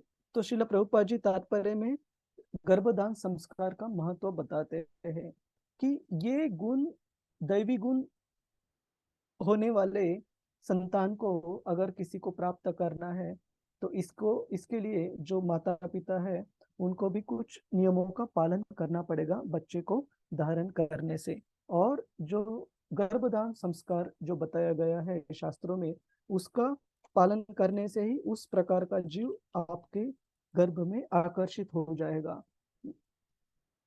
तो we will just read that part once, the word abhijatasya. Paragraph number 2। हाँ, दिव्य गुणों या दैवी प्रकृतियों से युक्त उत्पन्न व्यक्ति के प्रसंग में प्रयुक्त अभिजातस्य शब्द बहुत सारगार्भित है। दैवी परिवेश में संतान उत्पन्न करने को वैदिक शास्त्रों में गर्भाधान संस्कार कहा गया है। यदि माता पिता चाहते हैं कि दिव्य गुणों से युक्त संतान उत्पन्न हो तो उन्हें सामाजिक जीवन में मनुष्यों के लिए बताए गए 10 नियमों का पालन करना चाहिए। भगवत गीता में हम पहले ही पढ़ चुके हैं कि अच्छी संतान उत्पन्न करने के लिए निमित्त मैथुन जीवन साक्षात भगवान कृष्ण है। मैथुन जीवन गर्हित नहीं है यदि इसका कृष्ण भावनामृत में प्रयोग किया जाए। जो लोग कृष्ण भावनामृत में हैं, कम से कम उन्हें तो कुत्ते बिल्लियों की तरह संतानें उत्पन्न नहीं करनी चाहिए। उन्हें ऐसी संतानें उत्पन्न करनी चाहिए जो जन्म लेने के पश्चात कृष्ण भावना भावित हो सके। कृष्ण भावनामृत में तल्लीन माता पिता से उत्पन्न संतानों को इतना लाभ तो मिलना ही चाहिए। जैसे उदाहरण के तौर पर कुछ महीनों पहले एक वीडियो कोविड के समय पर काफी प्रचलित हुआ था। वो एक वीडियो ऐसे छोटे बच्चे का था जो जिसके माता पिता ने अपने आईटी करियर के जॉब छोड़कर एक काफी सामान्य जीवन जीवन लिया श्री श्री कृष्ण बलराम मंदिर वृंदावन में सेवा करते हुए। तो वो जो बच्चा भागवत प्रभु जी, सॉरी कम अगेन माता जी। वो जो गुरुकुल में पढ़ता है बच्चा भागवत। हाँ, नाम तो मुझे याद नहीं, लेकिन जब वो वीडियो आया था बहुत छोटा था, मतलब it was still a toddler, मतलब अराउंड 1-1.5 साल का होगा, मुश्किल से बोलना शुरू किया था, और रेंगता भी नहीं था तब जब आया था। अभी मेरे ख्याल से अराउंड 3 साल का होगा वो बच्चा। तो वो बच्चा इतना विशेष था कि उसको ठीक से बोलना भी नहीं आता था, लेकिन पूरे के पूरे जो दामोदर अष्टकम थे वो श्लोक उसने याद किए थे, केवल अपने माता को दामोदर अष्टकम कहते हुए गाते हुए सुनकर। तो और उन्होंने भी कहा था कि कैसे जब माता के गर्भ में वो बच्चा बढ़ रहा था तब उन्होंने क्या क्या किया था, भगवत गीता के श्लोकों का कैसे वो दिनचर्या में हर रोज वो श्लोक दोहराती थी, भगवत गीता पढ़ती थी, बाकी किताबें भी पढ़ती थी। तो वो एक लिविंग एग्जाम्पल था कि गर्भदान संस्कार करने से कैसे एक विशेष आत्मा जो कि इन सारे दैवी गुणों से परिपूर्ण हो, हम आकर्षित कर सकते हैं हमारे घर में आने के लिए, जीवन में आने के लिए। तो ये एक साइंटिफिक, ये एक शास्त्रोक्त विधि है, एक दैवी आत्मा को हमारे जीवन में लाने के लिए गर्भधारण संस्कार। और बाकी जो यहाँ पर गुण बताए गए दैवी प्रकृति के, वो हम स्लाइड डेक में हम देखेंगे। तो कौन से बताए गए? अभयम, अभयम, हम हर एक गुण की तो चर्चा यहाँ पर शायद ना कर पाए, लेकिन कुछ विशेष गुण हैं उनके ऊपर हम जरूर ध्यान देंगे। अभयम मतलब भगवान के ऊपर पूरी तरह से निर्भर रखना, निर्भर रहना। तो जैसे हमारे आचार्य श्रील भक्ति विनोद ठाकुर, उनका एक वैष्णव सॉन्ग है, मानस देहो गेहो जो किचु मोर, अर पीलू तुआ पदे नंद किशोर। तो उसमें वो बताते हैं कि मारो भी राखो भी जो इच्छा तुम्हार। हे भगवान, आप अगर मेरी रक्षा करना चाहो तो वो भी आपकी इच्छा, आप अगर मुझे मारना चाहो तो वो भी अपनी इच्छा। तो ये भी एक समर्पित जीव का एक एक एक गुण है कि वो हमेशा पूरी तरह से भगवान पर निर्भर रहता है। सत्व सम शुद्धिर, अपनी चेतना की शुद्धता के लिए वो हमेशा कार्यरत रहता है, वो हमेशा एंगेज रहता है। और कैसे शुद्धता प्राप्त करता है अपने सत्व की? जो अलग अलग शास्त्रों में दिए गए जो अलग अलग नियम है, डूज एंड डोंट्स, क्या करना चाहिए और क्या नहीं करना चाहिए, उनका पूरी तरह से पालन कर कर। ज्ञान योग व्यवस्थित, आध्यात्मिक ज्ञान की साधना करते हुए। और ये जो अगले 3 गुण बताए गए, यज्ञ दान और तप, ये एक गृहस्थों के लिए भगवान कृष्ण अलग अलग जगह पर भगवत गीता में बताते हैं कि ये 3 चीजें भक्तों ने कभी छोड़नी नहीं चाहिए कुछ भी उनके जीवन में। स्पेसिफिकली जो गृहस्थ बताए गए, गृहस्थ भक्त, उनके लिए यज्ञ दान और तप उन्होंने हमेशा पालन करना चाहिए। स्पेसिफिकली जो दान है वो तो बाकी आश्रमों से हम अपेक्षा नहीं कर सकते, क्योंकि बाकी आश्रम गृहस्थ आश्रमों के ऊपर निर्भर है वो आश्रम को सपोर्ट करने के लिए। तो यज्ञ दान तप हमने देखा। स्वाध्याय तप आर्जवम, आर्जवम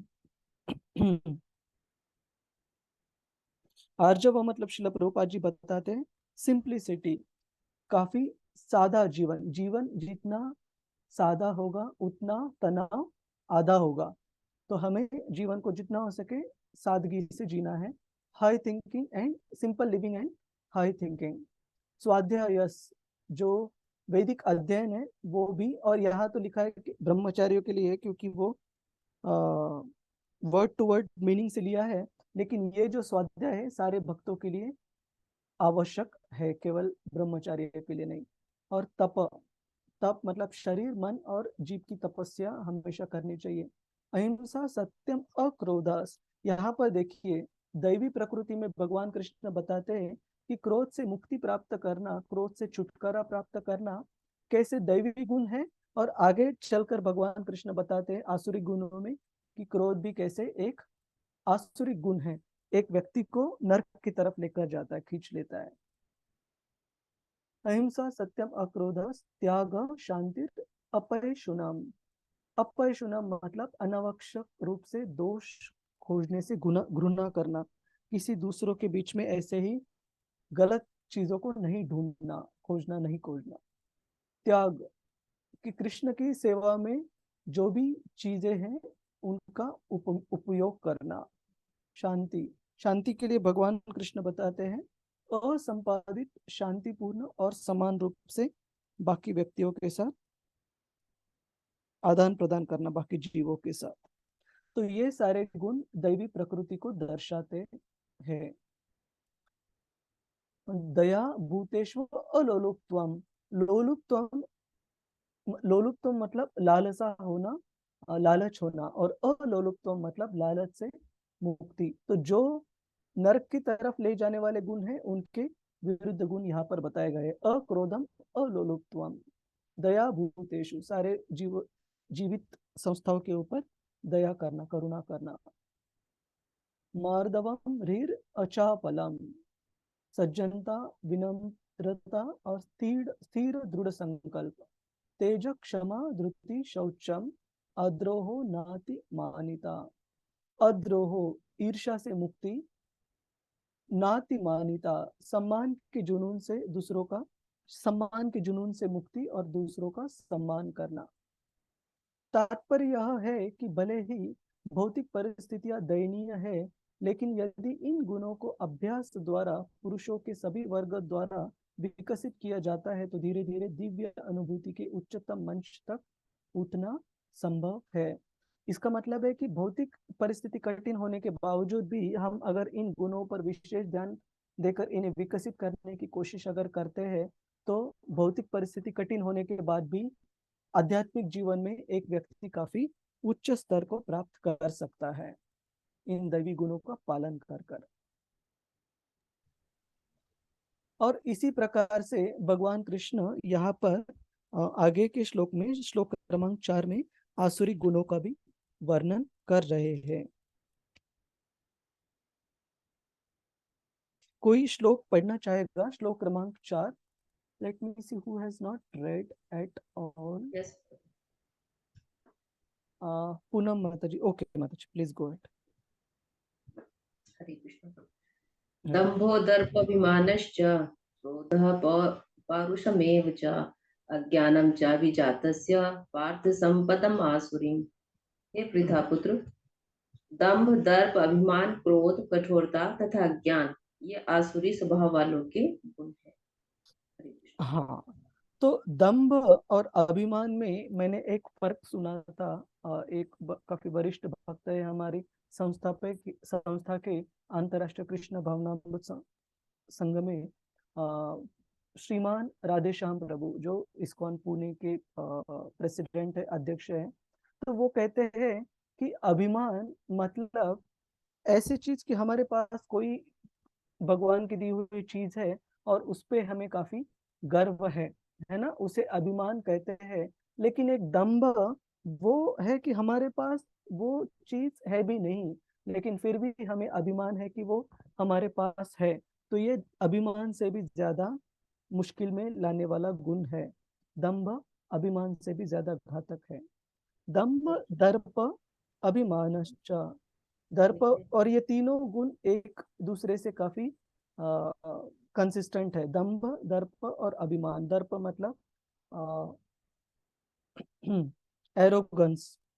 एरोगंस को हम हिंदी में क्या बोलते हैं? घमंड है प्रभु जी, घमंड। घमंड, हाँ, घमंड होना और दूसरों के प्रति काफी एरोगेंट, काफी क्रूरता से व्यवहार करना।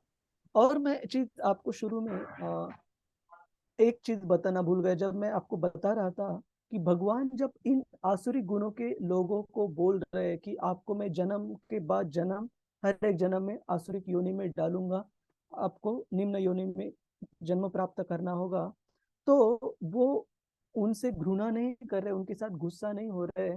क्यों? क्योंकि एक शब्द शिला प्रभुपाद जी जो इस्तेमाल करते हैं क्रूरता को दर्शाने के लिए, चाहे आप 7वां अध्याय देखिए जहाँ की जो आसुरिक गुण बताए गए, जो 4 तरह के दुरात्मा बताए गए, जो भगवान कृष्ण को कभी शरण नहीं जाते। या फिर आप ये अध्याय देखिए जिसमें आपको एक श्लोक क्रमांक बताता हूं मैं। हाँ, श्लोक क्रमांक 19 में जब भगवान कृष्ण बताते हैं कि इस आसुरिक गुणों वाले जो व्यक्ति रहते हैं, तान अहम द्विष्यता क्रूरान, जो क्रूर व्यक्ति रहते हैं जिनको क्या करूंगा मैं, संसारेषु नराधमान, कि जो ऐसे नराधम व्यक्ति रहते हैं, क्रूर रहते हैं, क्षिपामि अजस्त्रम अशुभम आसुरीश्व एव योनिषु, इनको मैं इस भौतिक जगत के जो नीचे से नीचे जो आसुरिक योनियां है उसमें जन्म जन्मांतर तक मैं डालूंगा। तब शिला प्रभुपाद जी ये जो क्रूरान शब्द है, इसका जो सामान्यतः इंग्लिश में जो ट्रांसलेशन होता है वो होता है क्रूएल, है ना। क्रूएल मतलब काफी क्रूर व्यक्ति। लेकिन शिला प्रभुपाद जी ऐसे उसको ट्रांसलेट नहीं कर रहे, भाषांतर नहीं कर रहे। शिला प्रभुपाद जी क्या भाषांतर करते हैं क्रूर व्यक्ति का इस श्लोक में 19वें इसमें? मिस्चिवस। मिस्चिवस म्हणजे मतलब जो बच्चे के लिए हम यूज करते हैं, जो शरारती है, बदमाशी, शरारती। शरारती, जो बदमाश है, शरारती है, वैसे शब्द इस्तेमाल कर रहे हैं। इसका मतलब भगवान कृष्ण एक क्रूर मनुष्य को भी, जो कि विकेड, दुष्ट से दुष्ट भावना रखता है, दुष्ट से दुष्ट कार्य करने में रुचि रखता है, उसको क्रूर नहीं बता रहे, लेकिन उसको क्या बोल रहे हैं, शरारती। शरारती बता रहे कि जैसे अपने एक पिता अपने बच्चे के प्रति हमेशा करुणा रखते, उसको सुधारने की कोशिश करते, उसी तरह इन आसुरिक लोगों को भी भगवान कृष्ण शरारती बताकर उनको रेक्टिफाई, उनको करेक्ट करने की कोशिश यहाँ पर कर रहे हैं, है ना। एक दयालु पिता के रूप में वो कभी उनको हमेशा के लिए नहीं छोड़ेंगे, लेकिन उनको दुरुस्त करने की कोशिश कर रहे हैं। तो पूनम माता जी एक बार सिर्फ ये अनुवाद फिर से पढ़िए, श्लोक क्रमांक 4 का। जी प्रभु जी। हाँ। हे पृथा पुत्र, दंभ, दर्प, अभिमान, क्रोध, कठोरता तथा अज्ञान ये आसुरी स्वभाव वालों के गुण हैं। हाँ, तो जो बचे हुए 3 गुण, एंगर, हार्शनेस एंड इग्नोरेंस, तो क्रोध को यहाँ पर भी बताया गया है। और स्पेसिफिकली जो क्रोध, कठोरता, दूसरों से असम्मान या असभ्य भाषा का इस्तेमाल करना, अज्ञानम चाभिजातस्य, अज्ञान भेदभाव में की कमी, और सन की कार्रवाई। सन की कार्रवाई मतलब इक्सेंट्रिक बिहेवियर। इक्सेंट्रिक बिहेवियर मतलब एक क्षण में व्यक्ति एक सोचता हो, किसी को काफी उसका गुणगान करेगा, काफी उससे खुश रहेगा, लेकिन जैसे ही अपना इंद्रिय भोग प्राप्त नहीं हो रहा हो, तुरंत वो फ्रस्ट्रेट हो जाएगा, दूसरों के ऊपर गुस्सा करना शुरू कर देगा। तो इस व्यवहार को कहा जाता है इक्सेंट्रिक बिहेवियर, सन की कार्रवाई, बहुत जल्दी मूड चेंज हो जाना। जैसे हम प्रहलाद महाराज के भी लीला में देखते हैं कि उनके पिताजी एक समय पर उनको अपनी गोद में लेकर बैठे थे और काफी प्यार से उनसे बर्ताव कर रहे थे, ये पूछने के लिए कि मेरे प्यारे बेटे बताओ तुमने पाठशाला में क्या सीखा है। लेकिन जैसे उनको पता चला कि अपना जो सबसे बड़ा शत्रु जिसे मानते हैं वो भगवान विष्णु, उनके भक्ति में ये बच्चा कार्यरत है, तभी वो तुरंत अपना इंद्रिय भोग, क्योंकि अफेक्ट हो रहा है, तुरंत उस बच्चे का भी त्याग कर देते हैं और उसको मारने के लिए तैयार हो जाते हैं। तो इस तरह के बर्ताव को कहा जाता है इक्सेंट्रिक बिहेवियर, सन की कार्रवाई। बहुत जल्दी अपना मूड ये लोग चेंज करते हैं। तो ये सारे जो गुण बताए गए हैं ये आसुरिक प्रवृत्ति के गुण बताए गए हैं। और ये भी एक आसुरिक प्रवृत्ति के जीवात्मा में काफी शुरू से ये गुण प्राप्त होते हैं, अगर वो जीवात्मा ठीक सरकमस्टांसेस में, अच्छे क्या बोलते सरकमस्टांसेस को, परिस्थितियां। हाँ, अच्छी परिस्थिति में अगर उनका जन्म नहीं हुआ है, जैसे दीति के बच्चे थे जो कि गलत समय पर उनको धारण किया गया था, तो ऐसे ही आसुरिक प्रवृत्ति के बच्चे जन्म लेंगे। प्रभु जी हरे कृष्ण। हरे कृष्ण। यस माता जी। जी प्रभु जी। प्रभु जी तो ये बहुत स्पेसिफिक हुआ ना, क्योंकि इन जनरल मूड स्विंग्स तो हर इंसान को होते हैं, ये तो बहुत ही अलग चीज हुई ना प्रभु जी। देखिए, मूड स्विंग्स होना, ये एक्सेंट्रिक बिहेवियर होना, ये आसुरिक गुण मतलब ऐसे नहीं कि केवल असुरों में पाए जाएंगे। जो लोग भक्ति में भी कार्यरत है, जो भी भक्ति में भी आगे बढ़ने की कोशिश करने चाह रहे हैं, उन्होंने भी ये जान लेना चाहिए कि ये भक्ति के लिए अनुकूल गुण बिल्कुल नहीं है। भक्ति के लिए अनुकूल गुण कौन सा है जो बताए गए इसके विपरीत। आपूर्य जी जो वो श्लोक खोलिए, आपूर्यमानम अचलम प्रतिष्ठम, दूसरे अध्याय का 2 पॉइंट कौन सा है वो एक बार खोलिए। प्रभु जी, कौन सा 2 आपू पॉइंट? आपूर्यमानम अचलम प्रतिष्ठान, 1 मिनट आपको नंबर बताता हूँ मैं। उसमें हाँ जी, बताया गया है कि इक्सेंट्रिक के अपोजिट बिहेवियर एक भक्त का कैसे रहता है। 270 खोलिए हाँ जी, और उसका अनुवाद पढ़िए। हाँ जी प्रभु जी। 2.70 जी 7 प्रभु जी। ओके। जो पुरुष समुद्र में निरंतर प्रवेश करती रहने वाली नदियों के समान इच्छाओं के निरंतर प्रवाह से विचलित नहीं होता जी, और जो सदैव स्थिर रहता है, वही शांति प्राप्त कर सकता है। वह नहीं जो ऐसी इच्छाओं को तुष्ट करने की चेष्टा करता हो। जी प्रभु जी। तो हाँ प्रभु जी, कभी कभी हमारे साथ होता है, मतलब अब नहीं, क्योंकि अब तो हम समझते हैं और अब हमारे अंदर काफी चेंजेस होते हैं, क्योंकि हमें कंट्रोल आ गया है, हम सीख गए हैं। तो प्रभु जी, ये चीज होता है कि हम सडनली जैसे हम कुछ कर रहे हैं और हमारी इच्छा के अनुकूल नहीं होता तो हम गुस्सा कर देते हैं, है ना हाँ प्रभु जी? तो ये वही हम चीज है ना? तो हमने तो लेकिन समझना अब हम चाहिए। चेंज हो रहे हैं। हाँ, हमने समझना चाहिए कि ये जो गुण है हमारे इच्छा के अनुसार चीजें नहीं होते तो हम तुरंत गुस्सा हो जाते हैं।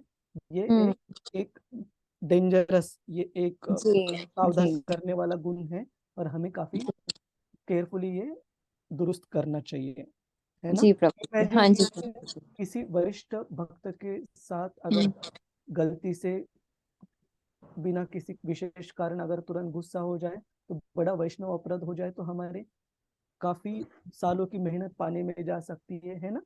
तो हम्म, गुस्सा एक ऐसी चीज है कि सबसे कम समय में सबसे ज्यादा हानि कर सकता है। तो बहुत हमें जी। केयरफुल रहना चाहिए। और और प्रभु एक जी, ये सबसे ज्यादा, सॉरी, हाँ जी प्लीज नहीं नहीं, कंटिन्यू प्रभु। बोलिए बोलिए बोलिए।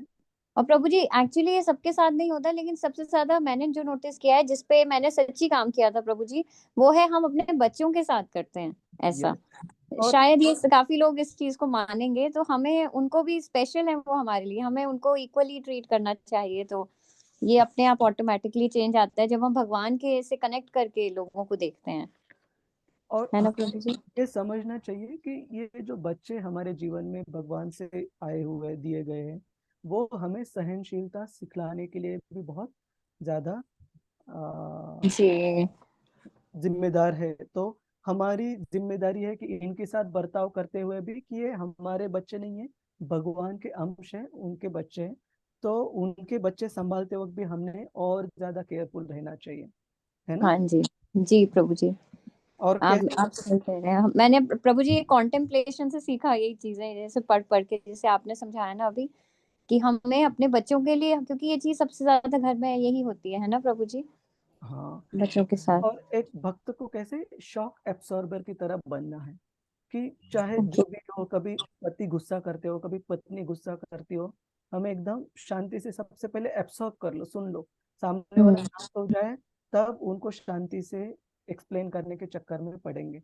लेकिन जब हम्म। सामने वाला गुस्से में तभी आप भी उसको उसी टोन में आंसर करोगे तो फिर दोनों हेडलाइट अगर अपर होगी तो क्या हो जाएगा, कोलिजन, एक्सीडेंट। एक्सीडेंट हाँ हो जी जाएगा, टक्कर हो जाएगी जोर से, जी जी। है ना। करेक्ट। हाँ जी प्रभु जी हरे जी। कृष्ण। एंड प्रभु जी, एक और पॉइंट है, ये जब आप अभी आपने बताया दंभ, दर्प और अभिमान, तो घमंड वो है जो हमारे पास नहीं है, ये तो भगवान ने हमें प्रदान किया है, उस चीज के लिए हमें अभिमान हो रहा है। और दंभ है जो जो अहंकार है। तो प्रभु जी, दर्प, दंभ और अभिमान, इन तीनों से ही हमारे मन में ईर्ष्या का भाव आ सकता है ना प्रभु जी?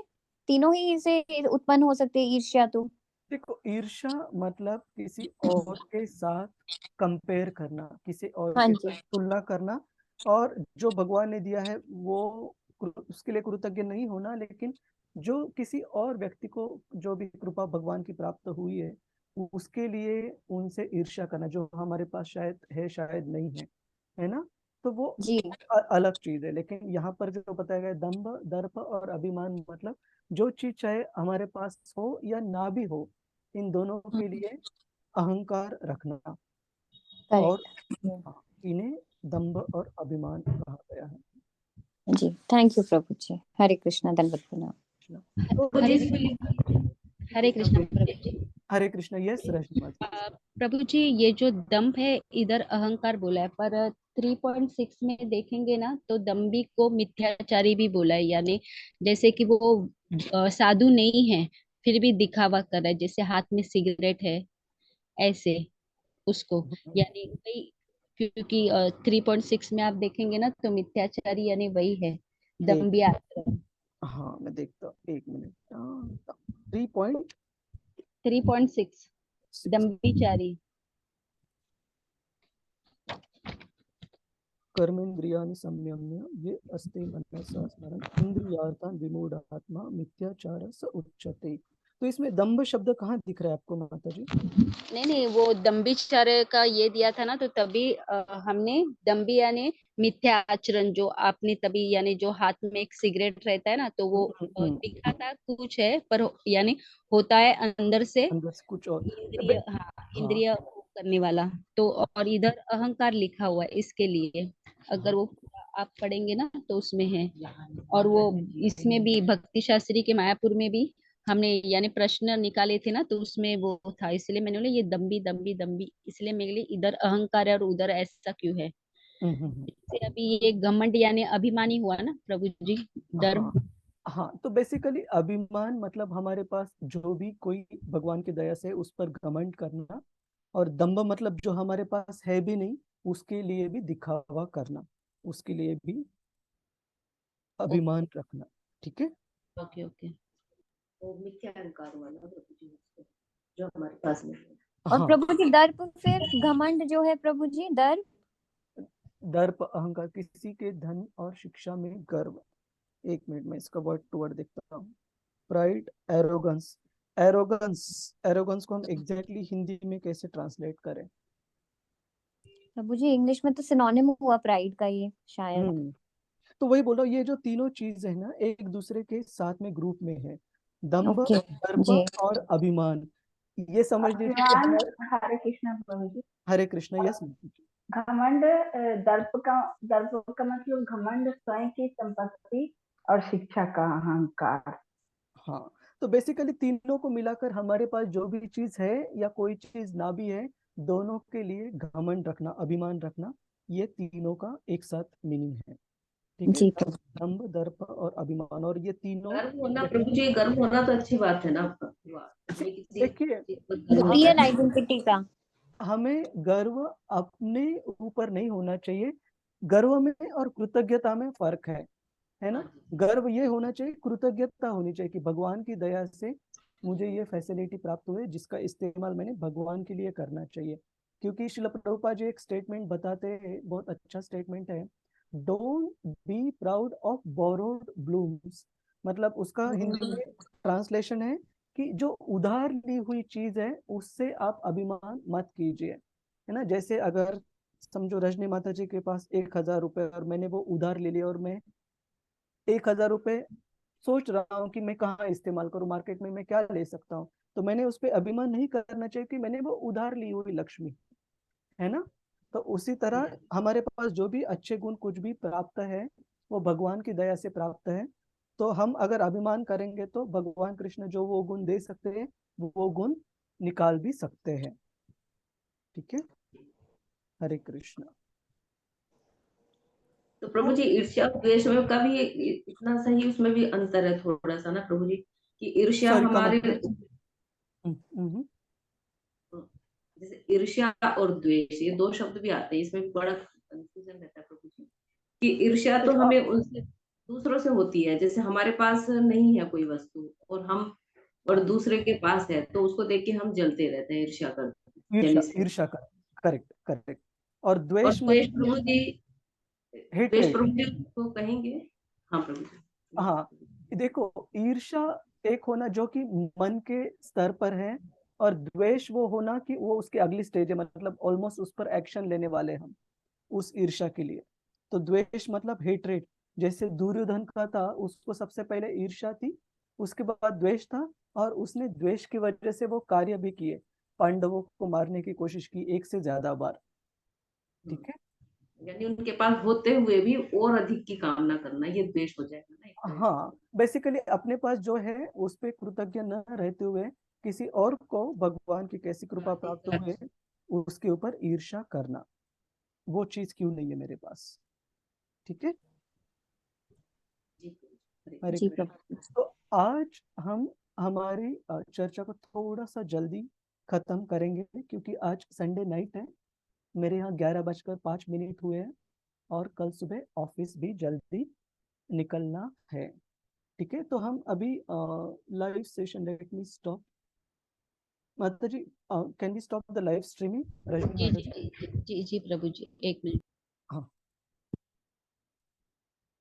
और किसी भक्त का कोई प्रश्न अगर है तो आप पूछ सकते हैं। हरे हरे कृष्ण। कृष्ण